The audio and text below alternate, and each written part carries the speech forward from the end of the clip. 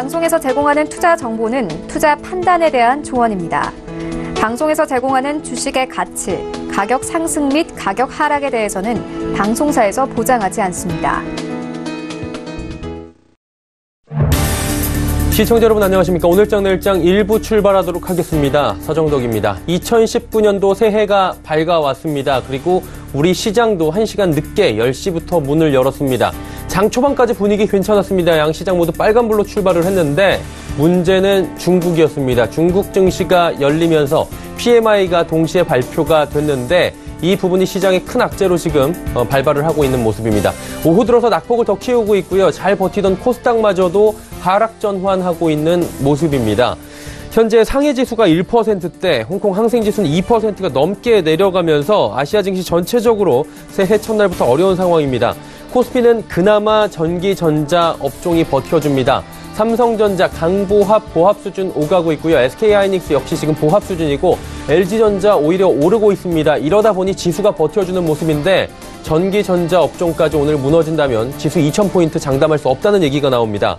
또 운송장비, 금융, 철강 대부분 내리고 있고 전기가스나 통신업종 정도만 상승하는 모습이고 코스닥 말씀드린 대로 오전까지 잘 버텼습니다. 그리고 오후 들어 하락 전환했고 낙폭을 키워가고 있는데 종목별 개별 장세고요. 시총 상위주들의 빨간불에서 파란불 전환이 지금 한 종목 한 종목씩 나오고 있는 상황입니다.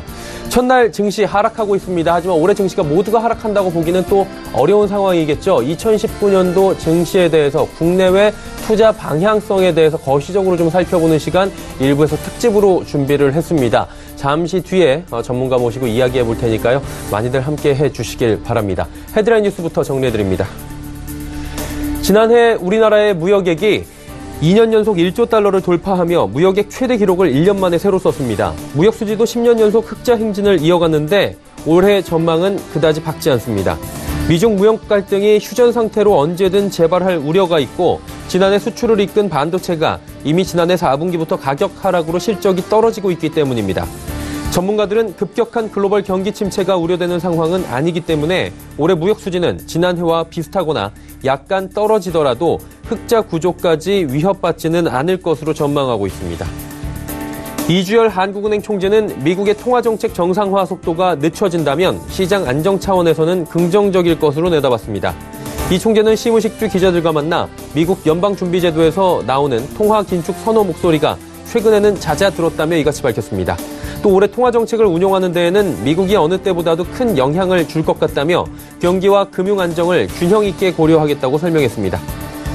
말씀드린 대로 중국의 제조업 분야가 위축되고 있다는 지표가 나왔습니다. 지난해 12월 차이신 제조업 구매 관리자 지수 PMI가 49.7포인트로 전월에 50.2포인트에서 하락해 경기 위축 구간에 진입했습니다. 차이신 제조업 PMI가 50포인트 미만으로 떨어진 것은 지난 2017년 6월 이후 처음입니다. 도널드 트럼프 미국 대통령이 자신도 김정은 북한 국무위원장과의 만남을 고대한다고 밝혔습니다. 트럼프 대통령은 오늘 자신의 트위터를 통해 북한은 핵무기 제조나 실험, 이전을 하지 않을 것이며 트럼프 대통령을 만날 준비가 돼 있다는 김 위원장이 신년사를 전한 PBS 방송 보도를 인용하며 이같이 밝혔습니다. 국내 증시 흐름 바로 살펴보도록 하겠습니다. 코스피부터 만나보도록 하죠. 2010포인트까지 지금 깨졌습니다. 2009.50포인트 1.55%가 하락하고 있고요. 31포인트가 넘게 빠져내려가고 있는데 일단은 투매성 물량들도 지금 쏟아져 나오기 시작한 모습입니다. 2020포인트 밀려 내려가면서 1시부터 급격하게 지수 빠져내려가는데 하루간의 흐름 정리하도록 하겠습니다. 자, 보시다시피 장 초반에 상승 출발했습니다. 2050포인트 터치하면서 기분 좋게 출발했는데 쭉 밀려 내려오는 구간이 중국 쪽입니다. 보시면 시간이 9시가 아니고요. 10시로 보셔야 됩니다. 오늘 장이 10시에 시작을 했고요. 그래서 급격하게 밀려 내려오는 시간이 10시가 조금 넘은 시간, 중국이 개장하는 11시경에 지금 바로 밀려 내려오는 모습들이 보여졌고 1차 급락 그리고 12시 그리고 1시경에 계속해서 밀려 내려오는 모습들이 지금 확인이 됩니다. 수급 주체 만나보도록 하죠. 개인만 삽니다. 3,061억 원 개인만 순 매수해주고 있고요. 기관 외국인 팔고 있는데 기관 3,029억 원 대량 매도 나옵니다. 지금 29일, 30일, 31일 그리고 오늘까지 기관 4거래일 연속으로 대량 매도 나옵니다.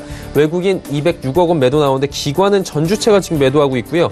특히나 금융투자 쪽에서 프로그램 매도 많이 쏟아져 나옵니다. 1,692억 원 지금 매도합니다. 다음 살펴보도록 하죠. 시총 상위주들인데 말씀드린 대로 삼성전자, SK하이닉스가 그나마 좀 버텨줍니다. 삼성전자는 지금 전 종목 중에 외국인의 매수 물량이 가장 많은 종목으로 삼성전자가 지금 집계가 되고 있는 모습이고요. 금액 기준으로 386억 원을 넘게 삼성전자 매수하고 2위가 외국인 매수, 순매수 2위가 SK하이닉스입니다. 한마디로 외국인 전 시장에서는 매도하고 있지만 삼성전자와 SK하이닉스는 엄청난 물량을 매수하면서 받쳐주고 있다. 이렇게 정리가 될 것 같습니다. 셀트리온 그리고 삼성바이오로직스 빠지는데 2%, 3%대씩 각각 빠져내려가고 있고 6위부터 12종목들 살펴보도록 하겠습니다. 지금 빨간불이 두 종목 딱 보이는데 경기 방어주적 성격이 나오는 통신주 그리고 한국전력, 전기가스업 지금 두 종목만 상승합니다. 나머지 종목들 현대차, LG화학, 포스코 모두 빠져내려갔는데 3%, 2%씩 각각 빠져내려갑니다. 다음 살펴보도록 하죠. 11위부터 15위 종목들인데 역시나 모두 파란불입니다. 네이버가 낙폭이 3.69% 굉장히 크고요. 나머지 종목들도 전체적으로 밀려내려가는데 금융주가 그나마 1% 안쪽으로 낙폭이 적습니다. 코스닥 넘어가 보도록 하죠. 670포인트입니다. 일단 670선은 현재 지켜주고 있긴 한데 0.7, 0.8%대까지 밀려내려가고 있는 코스닥인데 하루간의 흐름 정리하도록 하겠습니다. 거래소 대비해서 훨씬 좋게 출발했습니다. 682포인트 출발했고요. 그래도 오후장까지는 버텨주고 있었는데 정오 기준으로 해서 정오 지나면서부터 지금 밀려내리기 시작해서 하락 반전 이후에 낙폭이 커지고 있는 모습 지금 집계가 됩니다. 670 오늘의 저점인데 670선 사수가 될지 장중에 지켜보도록 하겠습니다. 수급 주체 만나보도록 하죠. 역시나 개인만 삽니다. 개인이 1237억 원 대량 매수에 나왔고요. 기관 888억 원, 외국인 307억 원 팝니다. 연기금만 88억 원 사주고 있는데 지수 방어를 기관에서 대체적으로 오늘은 크게 하지 않고 있는 모습 지금 육안으로도 확인이 됩니다. 자, 그렇다면 시가총액 상위 종목들의 흐름 정리해 보도록 하겠습니다. 보시면 바이로메드가 상승하지만 상승폭 거의 다 반납했고요. 포스코캠텍 2차전지 관련주들은 오늘 수소차는 올라가지만 2차전지 관련주들은 오늘 급락세가 나오고 있는 모습 확인이 됩니다. 다음 살펴보도록 하죠. 제약바이오주들도 오늘 메디톡스는 올라가고 있지만 코오롱티슈즈는 올라가고 있지만 HLB는 빠지고 있고요. 종목별 이슈에 따라서 지금 개별 장세 흐름이 계속 나타납니다. 스튜디오 드래곤은 약보합권이네요. 다음 살펴보도록 하죠.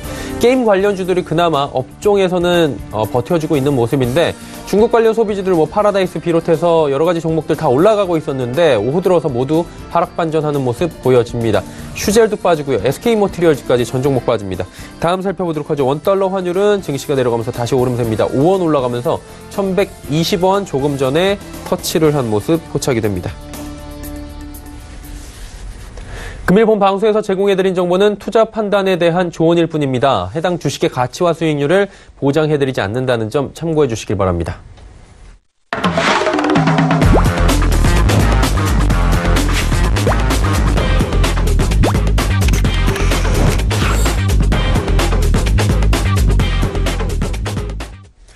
자, 이슈 칼럼 시간입니다. 2019년 들어서 첫 번째 거래일이고요. 그러다 보니 2019년에 대한 대내외적인 이슈들 살펴보면서 거시적인 흐름을 저희가 정리해보기 위해서 이분을 좀 어렵게 모셨습니다. 거시경제 달인입니다. SPM 김형진 대표와 함께합니다. 어서 오세요. 네, 안녕하십니까. 스튜디오에 처음 나오신 거죠? 그렇죠. 오래간만에 나왔습니다. 오래간만에 나오신 거고, 저 함께 하신 지는 꽤 됐는데, 그쵸. 저희가 특별한 날이다 보니까 이렇게 또 자리에 모셔봤습니다. 네. 사실 저희가 방송 전에 이야기를 좀 나눠본 부분은 분위기가 그때까지도 나쁘지 않았던 것 같아요. 처음에 대화할 때까지만, 1시경까지만 해도. 근데 흐름이 조금 악화가 되고 있는데, 새해 첫날 증시 흐름은 어떻게 보셨는지 좀 궁금하네요. 예, 여러 가지로 지금 안 좋은 소식들이 나오기 때문에 지금 시장 흐름 자체가 많이 좀 우려스럽다 이렇게 봐야 될 것 같습니다. 첫날임에도 불구하고 이게 신저가 종목들이 많이 나오고 있다라는 점. 그렇다면 신저가 종목이 많기 때문에 지수 저점을 형성하는 데 있어서 좀 걸림돌이 될 수 있는 것이고 전 저점이라고 할 수 있는 그 10월에 기록했었던 2000포인트 아래쪽에서 형성이 됐었던 그 지수대에서 우리가 멈춰줘야 되기 위해서는 이러한 신저가들 숫자가 많이 줄어들어야 되거든요. 근데 지금 같은 경우만은 약간 좀 불안한 흐름이 나타나지 않을까. 그리고 외국인 쪽의 수급이 너무나 좀 안 좋습니다. 이 선물 쪽도 계속 매도가 나오고 있는데 외국인 선물이 어떤 선도적인 시세를 앞서 나간다 이런 선도 역할을 하기보다는 지금 해외 선물 쪽이 폭락을 하고 있기 때문에 그것을 그냥 수급이 따라가고 있다. 그러니까 외국인 투자 조치도 사실 좀 따라가는 측면이 있어서 지금 그러한 것이 반영이 되고 있겠다 이렇게 볼 수가 있겠고 결국 우리가 여러 가지 경기 둔화에 대한 우려감 같은 것이 경제 지표를 확인해야 되는 그런 숙제가 있었는데 오늘 나온 지표가 좀 연초부터 좀 안 좋은 쪽으로 좀 작용을 하고 있다 이렇게 봐야 될 것 같고 그 연말에 우리가 상대적으로 강세를 보일 수 있었던 이유는 이 건설이나 조선이나 자동차 쪽에서 방어를 해줬는데요. 예. 오늘 같은 경우는 이쪽도 뭐 딱히 이렇게 좋은 흐름을 못 보이고 있기 때문에 상대적인 강세를 기대하기도 좀 힘든 것 같다. 그리고 오늘 대부분의 이제 말씀은 그 상대적인 강세하고 연관돼서 또 말씀을 드릴 텐데 이런 일이 아니었어도 사실 상대적인 강세가 올해 계속 지속되기에는 좀 역부족이었었기 때문에 오늘 나타나는 이런 일들이 사실 몰랐었다라기보다는 지난 연말에 이러한 세 개의 업종, 건설조선, 자동차가 너무나 강했기 때문에 좀 상대적으로 강했었던 것은 일시적인 현상이었다. 이렇게 이해하는 게 좀 맞겠다. 오늘 장을 좀 정리하는 것은 뭐 그 정도로 정리할 수가 있겠다. 이렇게 말씀을 드리겠습니다. 한마디로 연말에 이게 맞을매였다고 표현하면 참 어떻게 이게 표현이 맞을지 모르겠지만 맞을매를 지금 연초부터 다시 시작을 한다 이렇게 봐도 될 것 같은데 그럼 오늘의 흐름이 2019년도 흐름 전망과 비교해보면서 올해 전망을 좀 보면 좋을 것 같은데 올해 시장을 오늘만 놓고 보면은 참 시작이 안 좋다라는 생각이 들 수밖에 없는데 올해는 전체적으로 좀 어떻게 보세요? 아무래도 이제 이러한 일들을 겪는 일들이 좀 많아질 것 같아요. 그러니까 예를 들어서 경제 지표를 우리가 계속 체크를 해야 되고 그 경제 지표의 무게감이 작년보다도 올해가 더할 것 같다. 왜냐하면은 작년에는 계속 경기가 확장이 되고 좋은 그런 현상이 계속 벌어졌었기 때문에 유지가 됐었기 때문에요. 근데 이제는 그게 꺾일 수도 있다라는 그런 걱정 때문에 경기 둔화 가능성을 계속 우리가 점검을 하면서 지표를 확인해야 되는데 오늘 벌써 중국 쪽에서 하나 안 좋게 나왔고 사실 이 중국 쪽을 우리가 걱정했다기보다는 사실 이번 주 내일부터 나오는 ISM 제조업 지수나 미국 쪽에서 나타나는 그런 그 고용 지표 같은 경우 이거를 좀 우리가 지켜보자라고들 시장에서 생각을 했었는데 지금 중국 쪽에서 이렇게 지표 안 좋게 나오는 것을 보니까 이쪽 ISM 제조업 지수나 고용 지표 쪽이 좀 많이 좀 좋게 나와야지 시장을 또 돌려세울 수 있지 않을까라는 그런 부담감이 든다. 이렇게 말씀을 드리겠고 전체적으로 올해를 전망할 때는 작년하고 비슷하게 이 미국 같은 경우는 이제 빵 기업들이라고 하는 그런 주도 주도 종목군 이쪽을 중심으로 해서 IT 업종들 이쪽을 또 빼놓을 수가 없겠고 우리도 마찬가지로 이 IT 쪽을 빼놓을 수가 없을 것입니다. 지난 12월에 그래서 하락률을 제가 한번 체크를 해보니까 나스닥 같은 경우가 12월 저점까지 한 15.5%가 빠졌고 그리고 이제 그 이후에 반등이 나올 때 한 7% 정도 반등을 했습니다. 그래서 IT 업종은 과연 어떻게 움직였나 해서 ETF를 중심으로 해서 IT 업종하고 반도체 지수 ETF 이 두 개를 비교해 봤거든요. 그러니까 떨어질 때 거의 비슷하게 떨어졌습니다. IT도 15%, 반도체 지수도 14% 이렇게 빠졌고요. 반등 나올 때도 IT 업종이 7% 이상 반등이 나오고 반도체 지수가 8% 정도 반등이 나와서 결국 나스닥이 움직였었던 것의 대부분은 IT하고 반도체가 움직였다. 이렇게 보시는 게 맞을 것 같습니다. 동행했다. 이렇게 볼 수가 있겠죠. 그래서 그러한 움직임들을 놓고 봤을 때 IT 업종을 향후에도 어떻게 움직일 것인가를 체크하는 것이 올해 증시를 미국이나 우리나 전망하는 데 있어서 중요한 팩트가 될 것이다. 이렇게 생각이 돼서 제가 표를 하나 좀 만들어서 가져온 게 있습니다. 이 나스닥 지수하고 반도체 지수하고 그리고 삼성전자의 흐름입니다. 지금 표가 방송에 나오고 있는데요. 그 삼성전자가 의외로 우리가 좀 수익률이 부진하다 이렇게 생각이 되어 왔었지만 지금 제일 위에 위치한 빨간색 선 그래프 이게 삼성전자의 수익률입니다. 그러니까 금융위기 2007년 이후부터의 누적 수익률을 계속 그려왔는데 가운데에 있는 선이 나스닥 지수고요. 그 아래쪽에 제일 아래쪽에 있는 것이 이제 반도체 지수인데 반도체 지수나 나스닥 지수나 삼성전자나 이게 동행을 합니다. 방향이요. 근데 이격이 벌어졌다가 줄어들다 하는 그런 것을 우리가 찾을 수가 있죠. 그래서 이 삼성전자 상승 탄력이 상대적으로 계속 앞서 왔었다는 점. 결국 이게 어떤 것을 뜻하냐면은요. IT 업황이 확장을 할 때 그리고 호황을 보일 때는 우리가 보통 부품주나 우리나라에서 비교할 때요. 부품주나 IT 하드웨어 업종이 좀 빠르게 움직이죠. 근데 삼성전자 우리나라에서는 대표 기업이지만 전체적 글로벌 이 IT 시장에서 놓고 봤을 때는 IT 하드웨어 업종에 속하기 때문에 결국 반도체를 보면 우리가 칩 메이커라고 볼 수도 있겠고요. 또 다른 쪽으로 보더라도 뭐 부품을 만드는 그런 형태로 볼 수가 있기 때문에 이 IT 부품, IT 하드웨어 업종이 좀 빠르게 움직인다. 그리고 폭이 크다. 이렇게 볼 수가 있겠는데 예. 결국 그게 IT 사이클이 약간 좀 수그러들면 이 그림에서 아까 보셨듯이 나스닥 수익률로 이게 근접을 한다는 것이죠. 삼성전자가요. 왜냐하면은 결국 나스닥에 있는 그 빵 기업들을 중심으로 해서 그쪽에서 이 서비스, IT 서비스 업종이 화랑을 보여야지만 그 부품을 계속 움직이는 거죠. 그렇죠. 예. 소모를 해주고 수요가 계속 증가를 할 테니까요. 그렇죠. 그러니까 빵이 기울거나 나스닥이 기울면은 삼성전자가 그쪽 수익률을 수렴을 할 수밖에 없다라는 것이죠.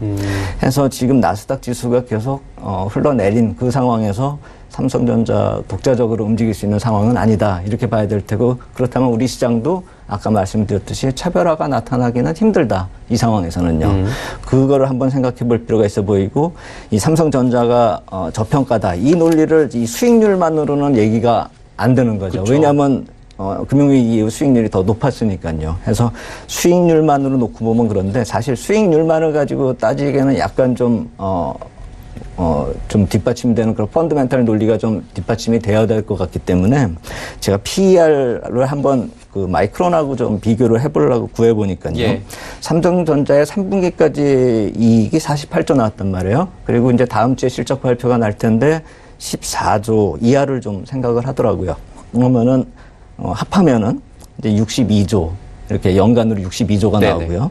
또 계산하기도 쉽게 주식을 많이 늘려주셨어요. 또 60억 주가 돼가지고 예. 딱 나누면은 뭐 EPS 10,000원이 나오지 않습니까? 그래서 만약에 4만 원 기준으로 놓고 보면은 PER이 4배가 나오고요. 하이닉스도 뭐 비슷하게 계산하면 한 3배 정도 왔다 갔다 하는 그런 정도란 말입니다. 근데 마이크론 테크놀로지가 2019년 1분기 실적을 지지난주에 발표를 했는데 그때 나온 실적을 기준으로 해서 제가 이 PER을 구해 보니까 주가 지금 30불에서 왔다 갔다 하고 있는데 30불 기준으로 놓고 봤을 때 이것도 마찬가지로 PER이 3배밖에 안 됩니다. 비슷하네요. 네. 그러니까 뭐 삼성전자가 오히려 PER이 높다라고 볼 수가 있겠죠. 사실 여긴 반도체만 하는 게 아니니까요. 근데 하이닉스가 PER이 낮기 때문에 저평가다 해서 외국인 매수세 들어올 수 있지 않느냐. 이렇게 생각하기에는 외국인 입장에서 놓고 봤을 때 마이크론 테크놀로지도 싼데 이렇게 생각을 할 수가 있다라는 것이죠. 그러네요. 그래서 이런 반도체 기업들의 PER이 전체적으로 사실 이게 예전에는 이렇게까지 낮지는 않았죠. 왜냐하면 주가가 반토막이 나가지고 이렇게 된 거거든요. 예. 그러니까 예전엔 6배나 7배가 됐었겠죠. 근데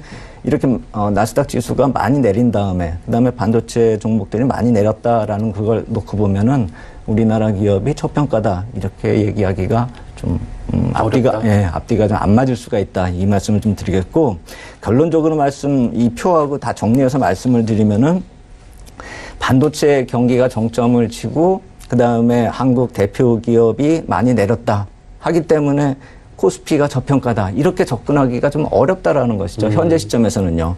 그게 나스닥 지수가 돌아서고 IT 업황이 돌아서고 하면은 그게 저평가라는 논리가 어느 정도 맞겠죠. 예, 통할 수가 있는 것이죠. 왜냐하면 IT 부품이 먼저 빠르게 움직일 테니까요. 예. 그래서 그 업황이 빠르게 돌아서서 삼성전자가 다시 이런 나스닥과의 이격을 벌리는 그런 시점이 도래하면은 저평가 논리가 통하고 우리 시장도 좀 더 강하게 움직일 수 있겠다 이렇게 말씀을 드리겠지만 지금 같은 경우는 좀 그게 그렇게 전망하기가 올해는 좀 힘들 것이다 이 말씀을 드리는 것이고 또 하나는 이 빵 기업들이 주가가 부진한 거 이거에 대한 또 논리를 어떻게 설정해야 되냐면은 그냥 단순히 안 좋아지고 있다, 뭐 수요가 줄어들고 있다 이런 논리로 접근할 것이 아니라 그동안에 주가가 작년 내내 상승을 했기 때문에 그렇죠.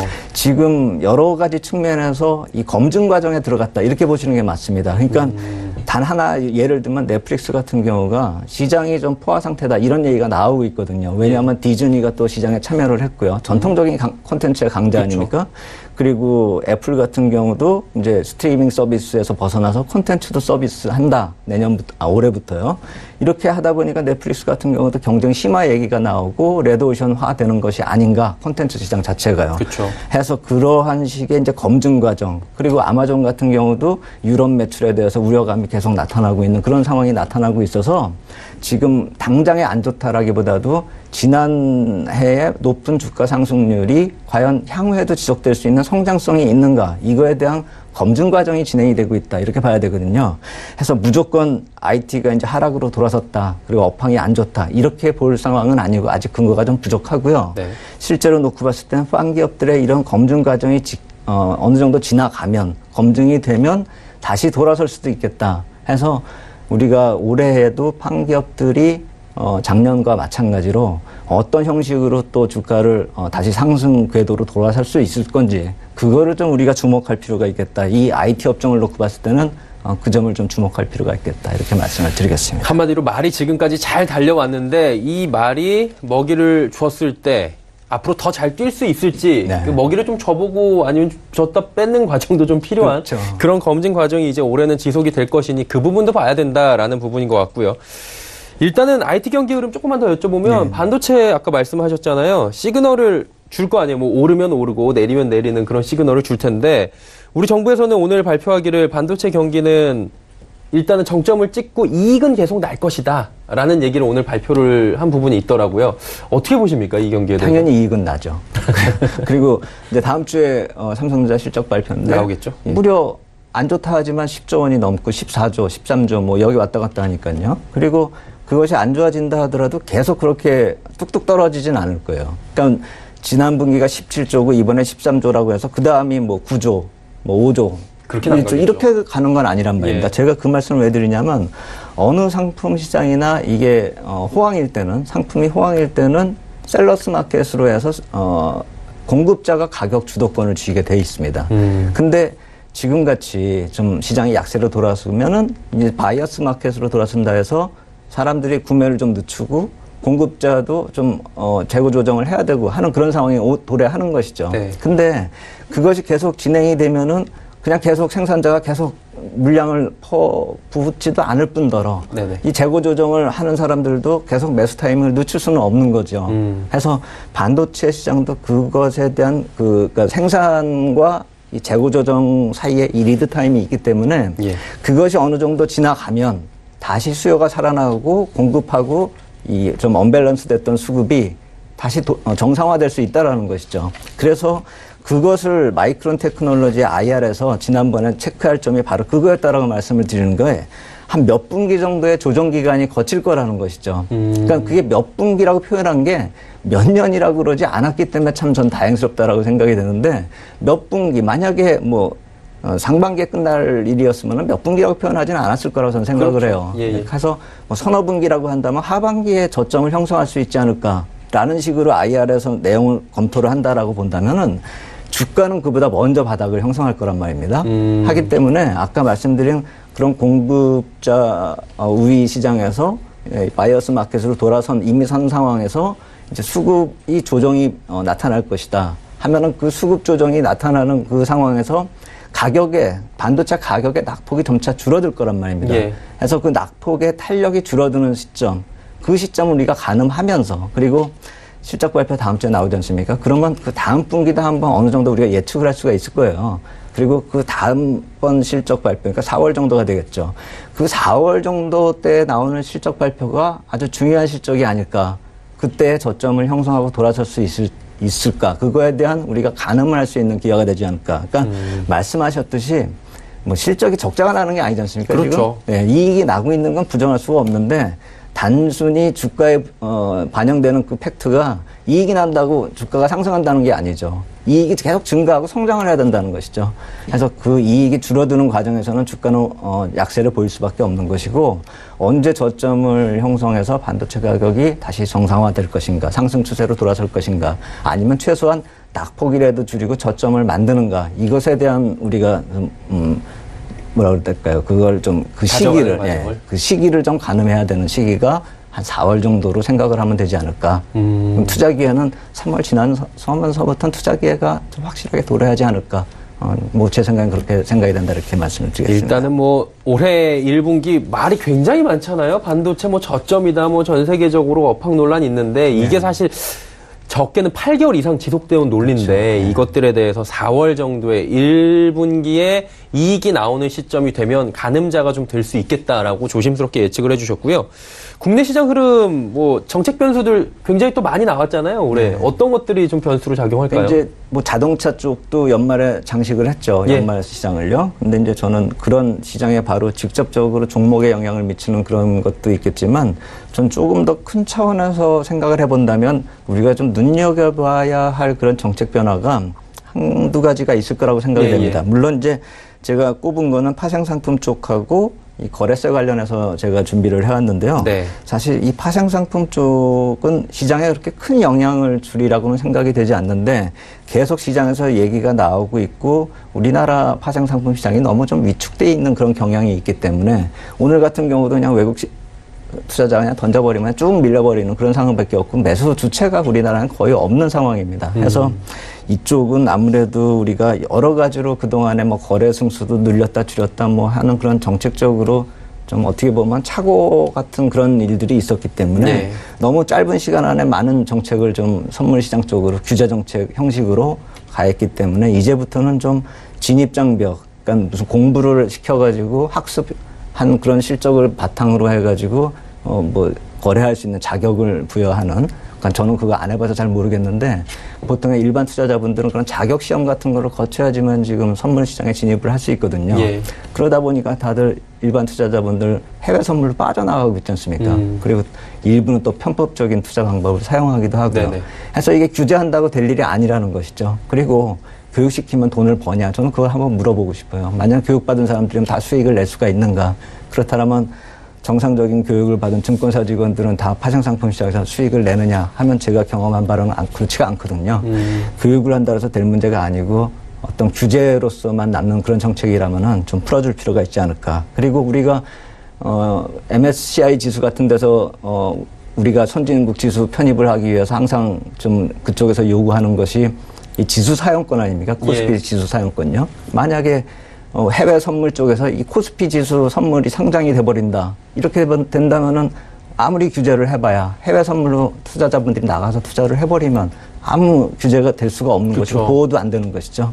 그래서 이런 쪽은 좀 현실성 있게 좀 바꿔주셨으면 바꿔줘야 될 그런 정책이 아닐까라고 생각이 들고 또 하나 이제 거래세 이거는 지금 작년 말에 좀 계속 얘기 나왔죠. 얘기가 계속 나오고 있는데 정부 쪽에서는 안 된다 계속 나오죠. 제가 봤을 때는 이건 표정 관리가 아닐까 그렇게 생각이 되는 이유가 사실 뭐 국회의원 여야가 동시에 이렇게 추진하는 법이 안 될 리가 없지 않습니까? 그렇죠. 언젠가는 되겠죠. 근데 이것이 사실 주식 투자하는 분들은 좀 돈이 있는 분이지 않습니까? 근데 지금까지는 좀 약간 없는 분들을 위한 정책을 계속 끌고 왔는데 그렇다 해서 있는 분들한테 세금을 깎아준다 하면은 또 이게 무슨 포퓰리즘 아니냐. 부자감사 뭐 얘기 나오겠죠. 부자감사 왜 저 사람들을 해주느냐. 뭐 이런 얘기가 나올 수가 있기 때문에 이쪽에 대해서는 정부 쪽에서는 계속 그냥 가만히 스테디하게 보는 게 맞는 것이다. 저는 생각이 들고 국회의원들 분들께서 이렇게 추진하는 게 맞지 않을까. 그런데 제가 봤을 때는 이 정책은 상당히 내수 부양 효과가 있을 거라고 생각이 됩니다. 그리고 투자자 중장기적으로 좀 투자할 수 있는 그런 제도적인 그런 걸 만들어주는 거하고 똑같고요.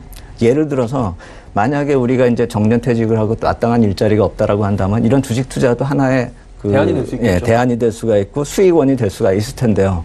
만약에 10년을 투자한다. 그리고선 하루에 한 달에 한 번씩 매매를 한다. 이런 식으로 놓고 봤을 때 거래 세금으로 나가는 게 10년 동안 계산을 해보면 단순히 계산했을 때 30%가 나오거든요. 와. 그러면은 20, 30년 죽을 때까지 투자하면은 수익을 못 내면 세금으로 100% 다 나간다는 것이죠. 그렇죠. 하기 때문에 이런 지나치게 좀 우리가 투자자분들에게 세금을 좀 과하게 부여하는 측면이 있지 않은가. 이 점도 한번 좀 현실성 있게 검토가 좀 필요하고 그리고 더 중요한 것은 이러한 분들이 좀 감면을 해주면은 바로 이건 계좌에 꽂히는 돈입니다. 그렇죠. 예, 그렇기 때문에 우리가 지금 내수가 활성화가 안 돼서 여러 가지로 돈을 아무리 풀어도 안 되고 있는 그런 상황에서 차라리 돈이 좀 여유가 있으신 분들에게 좀 얼마 안 되는 돈이지만 풀어준다라고 한다면 이건 승수가 있는 돈이 돌 수 있는 돈이라고 생각이 되거든요. 하기 때문에 우리가 이 거래세 문제는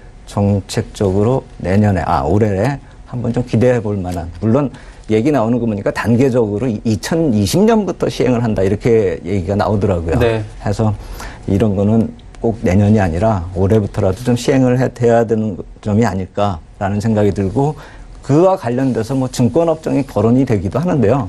증권업종보다는 내수업종 쪽이 또 중장기적으로 좀 의미가 있는 흐름이 나오지 않을까 그렇게 생각이 된다 이렇게 말씀을 드리겠습니다. 대표님 오늘 이야기하다 보니까 시간이 굉장히 지금 타이트하긴 한데 그래도 이거 꼭 여쭤봐야 되는 게 해외 시장 주목할 부분이나 저희가 투자 전략을 함께 가져가야 되는 거잖아요. 글로벌도 봐야 되니까 어떻게 가져가는 게 좋을까요? 저희가 이제 진짜 시간이 몇 분 없어가지고 아주 짧게 말씀을 드리겠습니다. 예.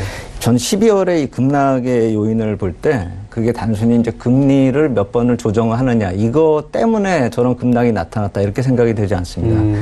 파이낸셜 타임스에서도 금리 때문에 나타났기보다는 이 대차 대조표 축소 관련한 코멘트가 전혀 없었다라는 것이죠. 네. 그리고 이 대차 대조표 축소가 나타나지 않으면은 예전에 말씀을 드렸던 금리 플래트닝하고 또 이 장단기 금리 역전 현상이 단순히 수급상만으로도 나타날 수가 있습니다. 지금 3년물하고 10년물 금리 차이가 한 12bp, 해서 20bp 자체가 안 드는 상황이거든요. 근데 이제 단기물 물량을 미국 국채 입찰에서 계속 물량을 늘려가고 있기 때문에 이 금리 플래트닝 현상하고 금리 역전 현상이 그 불경기하고는 별개로 단지 수급 상황, 그러니까 입찰의 그 채권의 수급 상황으로 인해 가지고 나타날 수 있는 그런 현상이란 말입니다. 네. 그래서 그런 만약에 일들이 벌어져서 그런 실제 침체가 나타나지 않았음에도 그런 금리 역전 현상이 나타난다라고 한다면 그것이 하나의 기회가 될 수가 있겠죠. 그런데 문제는 그런 기회가 되는 것이 단기적으로는 기회가 될 수 있겠지만 지금처럼 대차 대조표 축소가 지속이 되고 계속 채권 발행을 늘려가고 하는 그런 상황은 결국 글로벌 유동성이 축소된다는 뜻이란 그렇죠. 말입니다. 해서 향후에 나타나는 우리 FOMC 회의 같은 경우는 지금 FOMC 회의 일정이 뭐 1월 말도 있고 그 다음이 3월 19, 20일인데요. 3월 19, 20 이때까지 이전에는 이러한 변화 요인을 기대하기 힘들 거예요. 1월까지는요. 그래서 이것도 어떻게 보면은 아예 그런 얘기가 없으니까 조용하면 차라리 낫지 않느냐 이렇게 보실 수도 있겠지만 이런 대차 대조표 축소 관련된 얘기가 만약 3월에 거론이 된다라고 한다면 어떤 또 이게 투자 모멘텀으로 작용이 될 수 있지 않을까. 이번에도 만약에 금리만 거론되고 또 뭐 큰 변화가 없다라고 한다면 시장이 돌아설 그럴 힘이 없다라고 생각이 됩니다. 그렇죠. 그렇기 때문에 뭔가 모멘텀을 부여하려면은 변화의 요인이 또 3월 말 정도에 나타나지 않을까.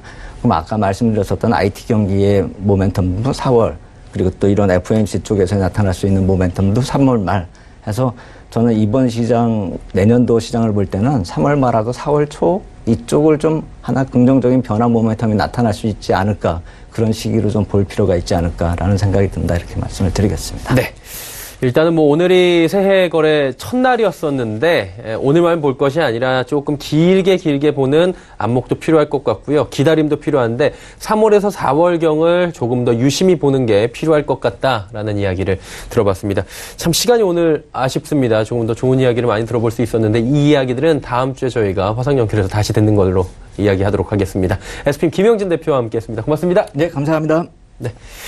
오늘장 내일장 1부 함께 하셨습니다. 잠시 뒤 2부 예고해 드리도록 하겠습니다. 오늘 2부에서는 종목 이야기 또 많이 준비가 되어 있습니다. 신년 특집으로 다양한 종목 이야기 준비해 놓고 있고요. 종목 상담까지 이어집니다. 2부도 함께 해 주시길 바랍니다. 고맙습니다.